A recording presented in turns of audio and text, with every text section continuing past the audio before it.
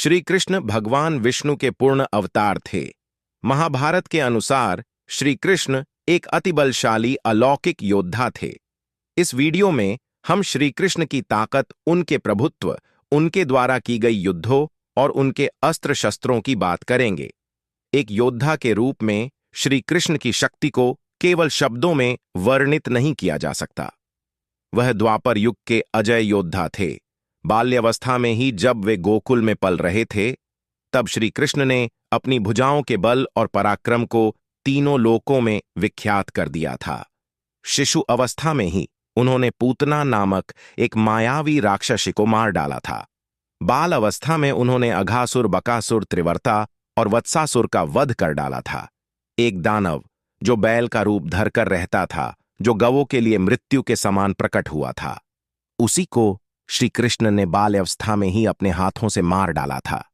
उन्होंने यमुना नदी के तल में जाकर कालिया नाम के भयंकर नाग को पराजित किया था। श्री कृष्ण ने बड़ी ही सहजता से गोवर्धन पर्वत को उठा लिया था और इंद्र के क्रोध को शांत किया था। 16 वर्ष की आयु में ही उन्होंने चाणूर नाम के एक अति शक्तिशाली पहलवान को पराजित किया था, जो कई वर्षों से अपराजित था। उन्होंने जामवंत जी को भी पराऊ किया था, जिनके पास अलौकिक शक्तियां थीं, और अकुबिवलया नामक विशालकाय हाथी का संहार कर डाला था। इससे पता चलता है कि उनके भुजाओं में कितना बल था। इसी प्रकार श्री कृष्ण पराक्रम करके जरासंध के द्वारा सुरक्षित कंस को उनके गणों सहित रणभूमि में मार गिराया था। कमल नयन श्री कृष्ण ने नरकासुर, जबासुर, पिठ नामक महान असुरों सदृश्य का संहार किया था।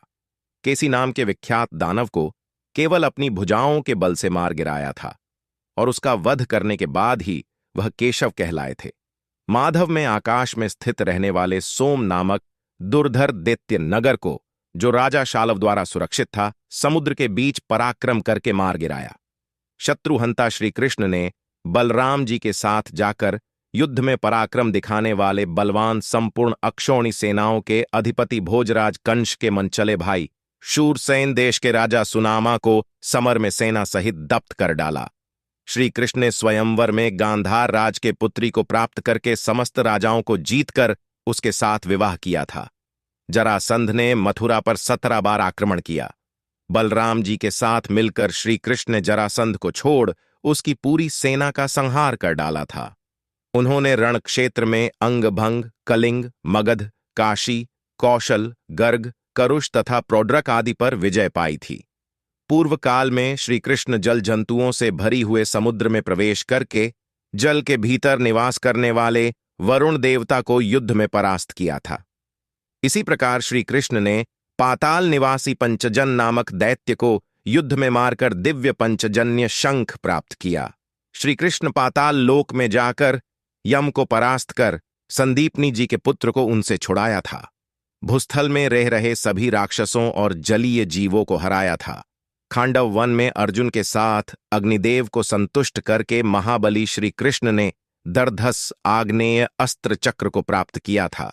श्री कृष्ण गरुड़ पर आरूढ़ हो अमरावतीपुरी में जाकर वहां के निवासियों को भयभीत करके और इंद्र को पराजित कर महेंद्र भवन से पारिजात वृक्ष उठा लाए थे। कृष्ण भगवान शिव जी के साथ में दृढ़ता से युद्ध लड़ा था। भगवान कृष्ण और भगवान शिव दोनों एक दूसरे के प्रति बहुत सम्मान रखते हैं। अब बात करते हैं उनके अस्त्र शस्त्रों की। श्री कृष्ण को हम द्वापर युग का सबसे बड़ा धनुर्धर मान सकते हैं। उनके पास सारंग धनुष था और उन्हें कई दिव्य अस्त्रों का ज्ञान था, जैसे कि अग्नेय अस्त्र, ब्रह्मास्त्र, वरुणास्त्र, गरुड़ा अस्त्र, नारायणास्त्र, वैष्णवास्त्र इत्यादि लगभग सभी अस्त्र श्री कृष्ण के पास थे, जो भगवान विष्णु ग्रहण करते हैं। वे गदा और तलवार से भी बड़ी कुशलता से युद्ध करते थे। उनके गदा का नाम का कौमुदकी था और उनकी तलवार का नाम नंदक था। वह अति शक्तिशाली सुदर्शन चक्र भी धारण करते थे और गरुड़ उनकी सवारी थी। चाहे भुजाबल हो, धनुर्धर का मापदंड अस्त्रों का ज्ञान हो या शस्त्र चलाने की बात, उनके समक्ष उस युग में कोई टिक नहीं सकता था। उनकी शक्ति को माप पाना असंभव है। वह मानव रूप में सर्वोच्च देव हैं, जिनकी शक्ति अतुल्य है। तो कमेंट में जय श्री कृष्ण जरूर लिखें।